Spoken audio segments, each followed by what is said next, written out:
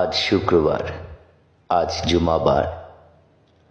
সপ্তাহের জুম্মাবারে দোয়া কবুল হওয়ার সম্ভাবনা সবচাইতে বেশি। আজকের এই দোয়া কবুলের দিনে আমরা আমাদের মৃত মা বাবার জন্য দোয়া করি। আল্লাহ সুবহানাহু ওয়া তাআলা দোয়া শিখিয়ে দিয়েছেন। আসুন আমার সাথে বলতে থাকুন, ওয়াকুর রব্বিরহামহুমা কামা রব্বায়ানি সগীরা, ওয়াকুর রব্বিরহামহুমা কামা রব্বায়ানি সগীরা। হে বিশ্ব ব্রহ্মাণ্ডের একমাত্র মালিক আল্লাহ সুবহানাহু ওয়া তাআলা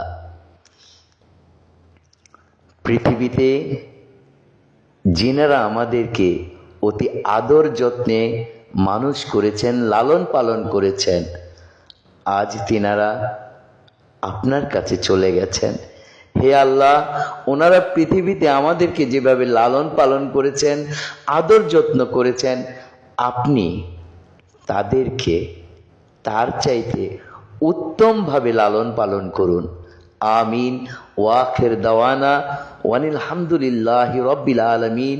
আসসালামু আলাইকুম ওয়া রাহমাতুল্লাহি ওয়া বারাকাতুহু।